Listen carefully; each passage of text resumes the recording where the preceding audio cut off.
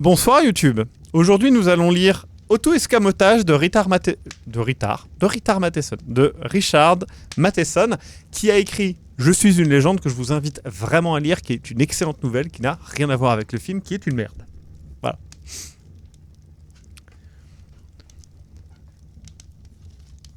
Alors, attendez, parce que là il y a voilà. Page reproduite d'après un cahier manuscrit trouvé, voici 2 semaines, dans un drugstore de Brooklyn. Sur la même table était posée une tasse de café à demi vide. D'après les dires du propriétaire, cette table était inoccupée depuis plus de 3 heures au moment où il remarqua le cahier pour la première fois. Samedi, début de la matinée. Je ne devrais pas parler de ces choses par écrit. Si Marie mettait la main dessus. Et puis, ce serait le point final. Voilà tout. 5 ans, semés au vent. Mais j'en ai besoin. J'ai trop l'habitude d'écrire. Impossible de connaître la paix sans ça. Poser mes pensées noir sur blanc, les sortir de moi, me simplifier l'esprit. Mais il est si difficile de simplifier les choses et si facile de les compliquer. Songez au mois passé. Quel a été le début? Une dispute, bien sûr. Tant et tant de disputes depuis notre mariage. Et toujours la même. Voilà l'horrible. L'argent. Elle dit « Il n'est pas question de confiance en ton talent. Il est question de facture et de savoir si oui ou non nous avons de quoi les payer. » Et des factures pour quoi? Pour le nécessaire? Non. Rien que pour le superflu. Le superflu? Et nous voilà repartis. Dieu, à quel point la vie sans assez d'argent peut être atroce. Un manque que rien ne peut combler. Comment écrire en paix avec la chaîne des soucis d'argent, télévision, réfrigérateur, machine à laver. Rien encore de payé. Et le lit dont elle a envie. Et moi, stupide, faisant empirer la situation. Pourquoi avoir fui l'appartement ce soir-là? La dispute, oui, mais il y avait eu toutes les autres. L'orgueil, c'est tout. 7 ans. 7. Consacrés à écrire pour en retirer en tout $316. Et mes soirées passées à ce sinistre travail de dactylographie à mi-temps. Marie obligée d'y travailler aussi. Dieu sait qu'elle a parfaitement le droit de douter de moi, parfaitement le droit de vouloir que je prenne cette place offerte par Jim. Tout est ma faute. Admettre mon échec, faire le geste qu'il fallait, tout était résolu. Plus de travail le soir, et Marie à la maison comme elle le désire, comme elle le doit. Le geste qu'il fallait, rien d'autre. Et j'ai fait celui qu'il ne fallait pas. De quoi être malade. Mike et moi en virés, comme 2 idiots. La rencontre de Jane et Sally. Aidez-moi ensuite à écarter l'idée que nous nous conduisions comme des idiots. À nous perdre dans ce que nous appelions une expérience. À faire les jolis cœurs en oubliant que nous étions mariés. Et puis la nuit dernière, tous les deux, avec elle, dans leur studio. Peur de dire le mot? Imbécile. Adultère. Pourquoi tout est si embrouillé? J'aime Marie, je l'aime. Et tout en l'aimant, j'ai fait cette chose. Ce qui est pire, j'ai aimé le faire. Jane est tendre, compréhensive, passionnée. Elle est le symbole des bonheurs perdus. C'était merveilleux, inutile de mentir. Comment le mal peut-il être merveilleux? La cruauté source de joie. Tout est perversité, confusion, désordre et colère. Samedi après-midi. Dieu merci, elle m'a pardonné. Jamais je ne reverrai Jane. Tout sera dans l'ordre. Je suis allé m'asseoir sur le lit ce matin, et elle dormait encore. Elle s'est éveillée et m'a considéré avec de grands yeux, puis elle a regardé l'heure. Elle avait pleuré. « Où étais-tu » a-t-elle demandé de cette voix fragile de petite fille qu'elle prend quand elle a peur. J'ai dit « Avec Mike, nous avons bu et parlé toute la nuit. » Elle m'a regardé pendant 1 seconde encore. Puis lentement, elle a pris ma main et l'a posée contre sa joue. « Pardonne-moi » a-t-elle dit, et les larmes lui sont montées aux yeux. J'ai enfui ma tête près de la sienne pour qu'elle ne voie pas mon visage. « Oh Marie, toi aussi pardonne-moi. » Je ne lui dirai jamais la vérité. Elle compte trop pour moi. Je ne peux pas la perdre. Samedi soir. Nous avons été commander un nouveau lit cet après-midi. « Mon chéri, nous ne pouvons pas nous l'offrir, » a-t-elle dit. « Ne t'inquiète pas. » On était si mal dans le vieux. Je ne veux pas que ma petite fille Je veux que ma petite fille, fasse de beaux rêves.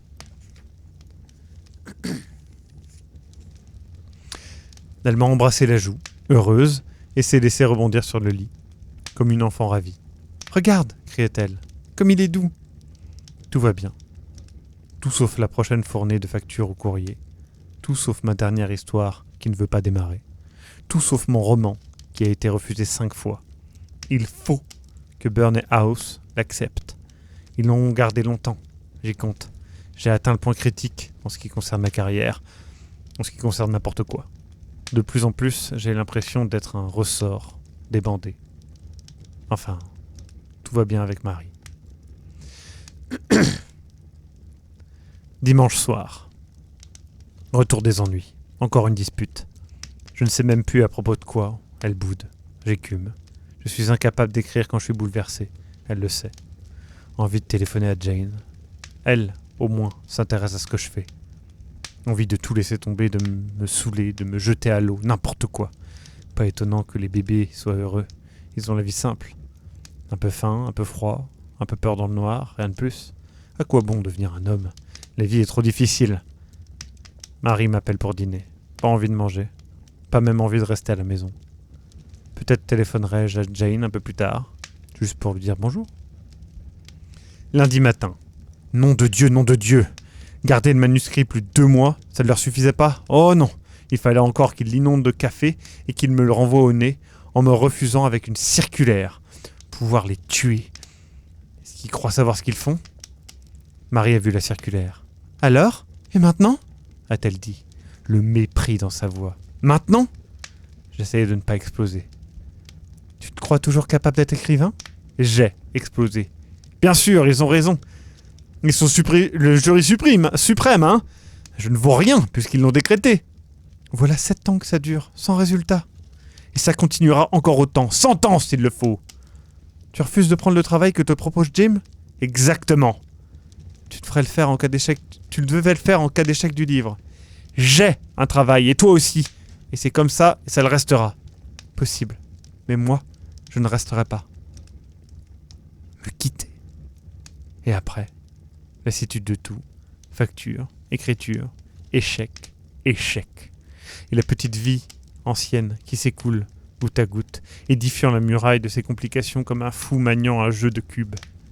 Toi, maître du monde, régulateur de l'univers, s'il y a quelqu'un pour m'entendre, supprime les choses, simplifie le monde. Je ne crois en rien, mais j'abandonnerais n'importe quoi sur Terre, si seulement... Quelle importance, tout m'est égal. Je téléphonerai à Jane aujourd'hui. Lundi après-midi. Je suis sorti pour appeler Jane. Marie va chez sa sœur ce soir. Pas été question que j'y aille. Pas moi qui mettrai la chose sur le tapis. J'ai déjà appelé Jane hier soir, chez elle, au Stanley Club, et la standardiste m'a répondu qu'elle était sortie. Je pensais la joindre aujourd'hui à son bureau. Je suis allé téléphoner au drugstore. Se fier à sa mémoire pour retenir les numéros, c'est le meilleur moyen de les oublier. J'ai pourtant appelé celui-ci assez souvent. Impossible de me le rappeler. Elle travaille au bureau d'un magazine, Design Handbook, ou Designers Handbook, ou quelque chose comme ça. Curieux, oubliez ça aussi. J'aurais dû y faire très attention. Mais je me souviens de l'endroit, j'y suis passé d'y prendre un jour. On était allés déjeuner ensemble, Marie me croyait à la bibliothèque municipale. J'ai pris l'annuaire. Je me rappelais que le numéro du magazine de Jane était en haut de la colonne de droite, sur une page à droite. J'y avais regardé une 12aine de fois. Aujourd'hui, il n'y était pas. J'ai trouvé le mot design avec diverses raisons sociales, mais c'était à gauche, en bas de la colonne de gauche, juste l'opposé.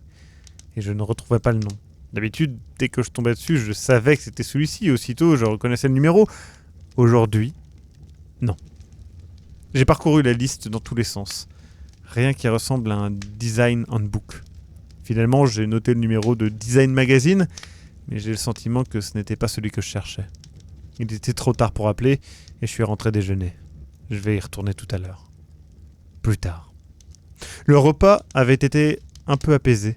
Le repas m'avait un peu apaisé. J'en avais besoin. Les perspectives de ce coup de téléphone me rendaient nerveux. J'ai fait le numéro. Une femme a répondu. « Design Magazine ?» a-t-elle dit. J'ai demandé à parler à Miss Lane. « Pardon ?»« Miss Lane. » Elle m'a dit. Un moment, et j'ai su que ce n'était pas le bon numéro. Toutes les autres fois, la standardiste me branchait immédiatement sur la ligne de Jane. « Voulez-vous me rappeler le nom ?» a-t-elle demandé encore. « Miss Lane, j'ai dû me tromper de numéro. Vous voulez peut-être dire Monsieur Payne ?» Non, excusez-moi, c'est une erreur. J'ai accroché de mauvaise humeur. Ce numéro fantôme que j'avais regardé je ne sais combien de fois, la plaisanterie manquait de sel. J'ai pensé que j'avais eu entre les mains un vieil annuaire et je suis allé en consulter un autre. C'était le même. Je lui téléphonerai chez elle ce soir, impossible de faire autrement. Je veux la joindre aujourd'hui, pour être sûr qu'elle me réserve sa soirée de samedi. Je pense à quelque chose, cette standardiste, sa voix. Je jurerais que c'était celle que j'entendais les autres fois quand j'appelais Jane. Drôle d'idée. Lundi soir. J'ai appelé le Stanley Club pendant que Marie était descendue chercher 2 gobelets de café.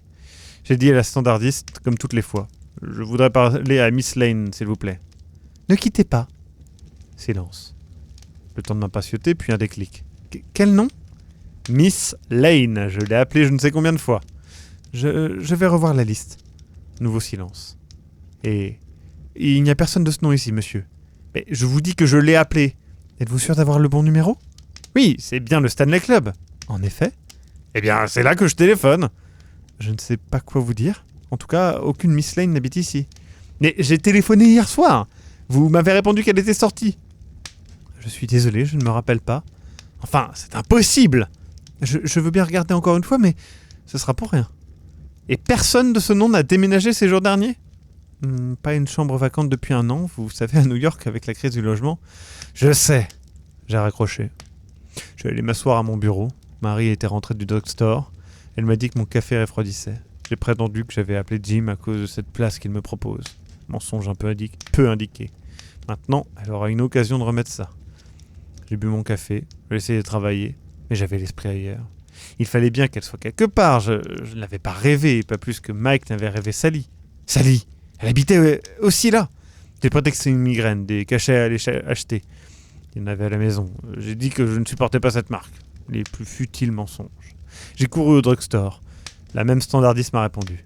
« Est-ce que Miss Sally Norton est ici ? Ne quittez pas. » Je me suis senti l'estomac noué. D'abord, elle connaissait les noms des habitués par cœur. Jane et Sally étaient au club depuis 2 ans. Et alors ? « Désolé, monsieur, il n'y a personne de ce nom ici. » J'ai poussé un gémissement. « Êtes-vous souffrant ? Pas de Jane et pas de Sally Norton ? Êtes-vous la personne qui a appelé tout à l'heure ? » ?»« Oui. » Écoutez, si c'est une plaisanterie... Une plaisanterie ? Hier soir, j'ai téléphoné, et vous m'avez dit que Miss Lane était sortie, en me demandant si j'avais un message. J'ai répondu que non, et maintenant c'est vous qui me prétendez... Je ne sais pas ce que vous dites, je ne me rappelle rien pour hier soir. Si vous voulez le directeur... Non, inutile. J'ai raccroché. Puis j'ai appelé Mike. Il n'était pas chez lui. Sa femme, Gladys, m'a répondu qu'il dînait dehors. J'étais un peu nerveux, j'ai déraillé. Avec des amis hommes ? Elle m'a paru choquée. J'espère bien que oui ! Je commence à avoir peur. Mardi soir. J'ai rappelé Mike, ce soir. Je lui ai demandé s'il savait quelque chose au sujet de Sally. Qui ? Sally. Sally qui ? Mais, tu le sais bien, Faucheton. C'est un gag ? On le dirait, oui. Si on parlait sérieusement. Non, reprenons au début. Qui diable est Sally ? Mais tu connais pas Sally Norton ? Non ? Qui est-ce ? Tu n'as jamais eu de rendez-vous avec elle. Jane Lane et moi. Jane Lane ? De qui parles-tu ? Tu ne connais pas non plus Jane Lane ? Non ! Et je te trouve pas drôle, je te suggère même d'arrêter, hein, entre hommes mariés, c'est... Écoute ! Ai-je crié. Où étais-tu samedi soir, il y a 3 semaines ? Il a gardé le silence un moment. C'était pour la soirée que nous avions passée ensemble pendant que Marie et Glad étaient à la représentation de charité ? Ensemble, sans personne d'autre. Qui donc ? Pas de fille, Sally, Jane. Ça y est, elle recommence, a-t-il grogné. Écoute, mon vieux, qu'est-ce qui t'arrive ? Y a quelque chose qui va pas ? Je me suis effondré contre la cloison de la cabine téléphonique. Non, ai-je murmuré, ça va. Bien vrai ? T'as l'air dans un terrible état. J'ai raccroché. Je suis dans un terrible état. Comme un affamé dans un monde où il n'y a pas une miette pour le nourrir. Qu'est-ce qui se passe ? Mercredi après-midi. Un seul moyen de savoir si Jane et Sally avaient réellement disparu. J'avais rencontré Jane par l'intermédiaire d'un de mes amis de collège. Tous deux étaient de Chicago. C'est lui qui m'avait donné son adresse à New York, le Stanley Club. Il ignorait que j'étais marié. J'avais rendu visite à Jane, je suis sorti avec elle, et Mike avec son amie Sally. C'est ainsi que se sont passées les choses. Je sais qu'elles se sont produites. Aujourd'hui, j'ai donc écrit à mon ami Dave. Je lui disais ce qui est arrivé. Je lui demandais d'aller se renseigner chez les parents de Jane et de me dire s'il s'agissait d'une farce ou d'une série de coïncidences. Puis j'ai pris mon répertoire. Le nom de Dave ne se trouvait pas dans le répertoire. Est-ce que je deviens vraiment fou ? Je sais parfaitement bien que cette adresse était là. Je me rappelle encore le soir où je l'ai inscrite pour ne pas perdre contact avec lui à la sortie du collège. Je me rappelle même la tache d'encre faite par ma plume qui avait glissé. La page est blanche. Je me souviens de lui, de son nom, de son aspect, de sa manière de parler, des choses que nous avons faites ensemble, des classes que nous avons suivies. J'avais même gardé une lettre de lui qu'il m'avait envoyée une année où j'étais resté au collège pendant les vacances de Pâques. Mike était avec moi dans ma chambre quand je l'avais reçu. Comme nous habitions à New York, nous n'avions pas le temps d'aller dans nos familles, le congé ne durant que quelques jours. Mais Dave avait pu se rendre chez lui à Chicago et de là il nous avait envoyé cette lettre très drôle par pneumatique. Il l'avait cachetée à la cire avec la marque de sa bague en guise de sceau pour plaisanter. La lettre était dans mon tiroir au vieux souvenir. Elle n'y est plus. Et je possédais 3 photos de Dave prises lors de la remise de notre diplôme de fin d'études. Il y en avait 2 dans mon album de photos. Elles y sont toujours, mais ils ne figurent plus dessus. On y voit seulement les jardins du collège, avec les bâtiments en arrière-plan. J'ai peur de continuer mes investigations. Je pourrais écrire ou téléphoner au collège et leur demander si Dave a jamais été leur élève. Mais j'ai peur d'essayer. Jeudi après-midi. Je suis aujourd'hui allé voir Jim à son bureau à Hampstead. Il a paru surpris de me voir. Ne me dis pas que tu as pris le train jusqu'ici pour m'annoncer que tu acceptes... Attends, c'est l'autre, pardon, c'est un autre Jim. Ne me dis pas que tu as pris ce train jusqu'ici pour m'annoncer que tu acceptais cette place. Je lui ai demandé, Jim, n'as-tu jamais entendu parler d'une fille à New York du nom de Jane ? Jane ? Non, je ne crois pas. Merci Fred. Voyons, Jim, j'ai forcément fait allusion à elle. Tiens, rappelle-toi, la dernière fois que nous avons joué au poker avec Mike. Je te l'ai dit à ce moment-là. Je me rappelle pas, Bob. En quoi cela te concerne-t-il ? Il m'est impossible de la retrouver, pas plus que la fille avec qui sortait Mike. Et Mike nie avoir jamais connu l'une et l'autre. Devant son air interloqué, je lui ai redonné des explications. Alors il s'est exclamé « Félicitations, 2 hommes mariés, courant le jupon !» Nous étions amis, rien d'autre. C'est une camarade de collège qui me les avait présentés. Enfin, c'était un camarade de collège qui me les avait présentés. Ça ne va pas te faire des idées. Bon, elles sont tombées, hein ? Alors, qu'est-ce que je viens faire là-dedans ? Je ne peux pas les retrouver. Elles ne sont plus là. Je peux même pas prouver qu'elles ont existé. Il a haussé les épaules. Et puis ? Et il m'a demandé si Marie était au courant. J'ai négligé de répondre. Je ne t'ai jamais parlé de Jane dans une de mes lettres ? Ai-je continué. Je pourrais pas te le dire, je ne conserve aucune lettre. Je le quittais peu après. Il devenait trop curieux. Et j'envisage la filière. Il en parle à sa femme en parle à Marie, feu d'artifice. En sortant de la gare, à la fin de l'après-midi, j'ai eu le sentiment atroce d'être quelque chose de temporaire. Si je m'asseyais quelque part, c'était comme de reposer sur l'air. Je suppose que je ne tournais pas rond, parce que j'avais heurté un passant exprès pour voir s'il s'apercevrait de ma présence et de mon contact. Il a braillé et il m'a traité de tous les noms. Je l'aurais embrassé.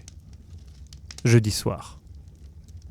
J'ai rappelé Mike pour savoir s'il se souvenait de Dave au collège. La sonnerie a été interrompue par un déclic.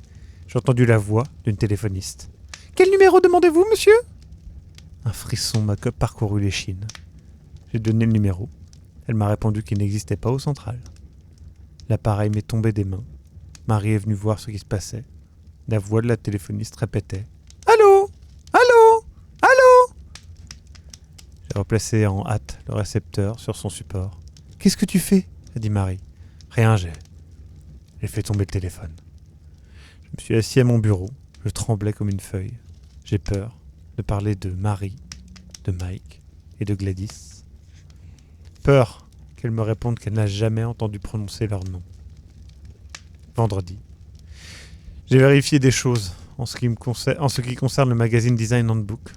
Les renseignements m'ont appris qu'aucune publication portant ce nom n'était enregistrée. Je suis quand même allé voir. J'ai reconnu l'immeuble. J'ai regardé la liste des bureaux dans le vestibule. Je savais que je ne trouverais pas le magazine, mais cela m'a causé malgré tout un choc. J'ai pris l'ascenseur, étourdi, l'estomac serré. J'avais l'impression d'être emmené à la dérive, loin de tout ce qui existe. Je suis descendu au 3e. Je me suis retrouvé à l'endroit exact où j'étais venu chercher Jane une fois. C'est une compagnie textile. Il n'y a jamais eu de magazine installé ici ? Ai-je demandé à la réception. Pas que je me souvienne, a répondu l'employé. Mais je suis là que depuis 3 ans. Je suis rentré. Je déclarai à Marie que je me sentais malade et que je n'irais pas travailler ce soir. Elle m'a dit qu'elle non plus. Je suis allé dans notre chambre pour être seul. Je me suis mis là où nous devons placer le nouveau lit, à sa livraison la semaine prochaine. Marie m'a suivi. Elle est restée sur le seuil. Bob, qu'est-ce qu'il y a ? Je n'ai pas le droit de savoir. Sa voix était nerveuse. Il n'y a rien. Je t'en prie, ne dis pas non, je ne suis pas aveugle. J'ai eu envie de courir vers elle, mais je me suis détourné. J'ai une lettre à écrire. À qui ? Je me suis emporté. Ça me regarde. Puis je lui ai dit que c'était à Jim. Elle m'a regardé dans les yeux. J'aimerais te croire. Que signifie ? Elle m'a tourné de dos. Alors tu feras mes amitiés à Jim. Sa voix s'est brisée. J'ai frissonné à l'entendre. J'ai fait la lettre. J'ai décidé que Jim pouvait m'aider. La situation était trop désespérée pour garder le secret. Je lui ai dit que Mike avait disparu. Je lui ai demandé s'il se souvenait de Mike. Curieux, ma main tremblait à peine. Peut-être est-ce ainsi quand on n'appartient presque plus à la terre. Samedi. Marie est partie tôt pour un travail de dactylo urgent. Après mon petit déjeuner, je suis allé chercher de l'argent à la banque pour payer le nouveau lit. J'ai rempli un chèque de $100. Je l'ai tendu avec mon chéquier au caissier. Il a ouvert le chéquier et m'a regardé en fronçant les sourcils. Vous croyez drôle ? Comment cela ? Il a poussé le chéquier vers moi en l'appelant. Au suivant. Je crois que j'ai crié. Qu'est-ce qui vous prend ? Un homme s'est levé d'un bureau et s'est approché en faisant l'important. Derrière moi, une femme a dit « Ne restez pas devant le guichet, monsieur !»« De quoi s'agit-il » a demandé l'homme. « Votre caissier refuse de me donner de l'argent. » Il a pris mon chéquier, que je lui tendais, et l'a ouvert. Il a levé les yeux avec surprise, puis d'une voix calme. « Ce chéquier ne correspond à aucun compte existant, monsieur. » Je lui ai arraché des doigts, le cœur battant. Il n'avait jamais été utilisé. J'ai gémi. « Oh mon Dieu !»« Voulez-vous que nous vérifions le numéro ?» Mais il n'y avait même pas le numéro. Je le voyais. Les larmes me vinrent aux yeux. « Non !» ai-je dit. « Non, je suis sorti. » Donc il me rappelait. « Une seconde, monsieur !» J'ai couru jusqu'à la maison. J'ai attendu dans l'entrée le retour de Marie. Je continue d'attendre en ce moment. Je regarde le chéquier. La ligne où nous avions signé nos 2 noms. Les cases où étaient inscrits nos dépôts. $50 de ses parents pour notre premier anniversaire de mariage. $230 de la caisse des anciens combattants. $20, $10. Tout est vide. Tout s'en va. Jane, Sally, Mike. Les noms s'envolent et les gens avec. Et maintenant ce chéquier. Quoi d'autre ? Après. Plus tard. Je sais quoi. Marie n'est pas rentrée. J'ai appelé le bureau, ça m'a répondu. J'ai demandé si Marie était là. Il m'a dit que je devais faire erreur, qu'aucune Marie ne travaillait chez lui. J'ai donné mon nom. Je lui ai demandé si moi j'y travaillais. « Assez blagué, a-t-il dit. Je compte sur vous lundi soir. » J'ai appelé mon cousin, ma sœur, mon oncle. Pas de réponse. Pas même de sonnerie. Aucun des numéros ne fonctionnait. Donc aucun d'eux n'est plus là. Dimanche. Je ne sais pas quoi faire. J'ai passé la journée assis à la fenêtre à observer la rue. Je guettais le moindre visage connu. Mais il n'y avait rien que des étrangers. Je n'ose pas quitter la maison et tout ce qui me reste, avec nos meubles et nos vêtements. Je veux dire mes vêtements. Ton placard à elle est vide. Je l'ai ouvert ce matin à mon réveil et il n'y avait pas un mouchoir. C'est comme un tour de prestigitation, un escamotage, comme... Je me suis contenté de rire. Je dois être... J'ai appelé le magasin de meubles. Il est ouvert le dimanche après-midi. On m'a dit qu'il n'y avait aucune commande de lit à notre nom. Si je voulais venir vérifier, peut-être ? Je suis revenu à la fenêtre. J'ai pensé à appeler ma tante de Détroit. Mais je suis incapable de me rappeler le numéro et il n'est plus dans le répertoire. Le répertoire entier est vide. Il ne reste plus que mon nom en lettres d'or sur la couverture. Mon nom Rien que mon nom. Que dire? Que faire? Facile. Rien à faire. J'ai feuilleté l'album de photos. Presque toutes les photos ont changé. Elles ne représentent plus personne. Marie n'y est plus, ni nos parents, ni nos amis. De quoi rire. Sur la photo de mariage, je suis assis, tout seul, à une immense table, couverte de mets. Mon bras gauche est étendu et courbé pour lancer une mariée fantôme. Et autour de la table, il y a des verres qui flottent dans le vide, qui me portent un toast. Lundi matin. On m'a retourné la lettre que j'avais envoyée à Jean. Avec sur l'enveloppe la mention « Inconnu ». J'ai essayé de voir le facteur, mais je n'ai pas pu. Il est passé avant mon réveil. Je suis allé chez l'épicier, il me connaissait. Mais quand je lui ai demandé s'il avait vu ma femme, il a ri en disant qu'il savait bien que je mourrais célibataire. Il ne me reste qu'une seule idée. C'est un risque à prendre. Il faut que je quitte la maison et que j'aille en ville à l'association des anciens combattants. Je veux savoir si mes fiches s'y trouvent. Si oui, il restera quelques renseignements sur mes études, mon mariage, mes relations. J'emporte ce cahier avec moi. Je ne veux pas le perdre. Si je perdais, il ne me resterait plus une chose au monde pour me rappeler que je ne suis pas fou. Lundi soir, je suis allé au drugstore du coin. La maison n'est plus là. En revenant de l'association, je n'ai plus trouvé qu'un terrain vague. J'ai demandé aux enfants qui y jouaient s'ils me connaissaient et ils m'ont dit que non. J'ai demandé ce qui était arrivé à la maison et ils ont répondu qu'ils jouaient dans ce terrain vague depuis toujours. L'association n'avait aucune fiche à mon sujet, pas une ligne. Ce qui signifie que je n'existe plus désormais en tant qu'individu. Tout ce que je possède, c'est ce que je suis. Mon corps et les vêtements qui le recouvrent. Toutes mes pièces d'identité ont disparu, de mon portefeuille, ma montre a disparu aussi, sans que je m'en aperçoive, de mon poignet. Elle portait au dos une inscription. Je me la rappelle. À mon chéri avec tout mon amour, Marie. Je suis en train de boire une tasse de café. Donc ça date de 1956. Ça a été traduit par Alain Dorémieux. Et ça s'appelait The Disappearing Act de Richard Matheson. Et c'était vachement cool et vachement mieux écrit que la nouvelle qu'on a lue avant. Merci YouTube, à bientôt YouTube.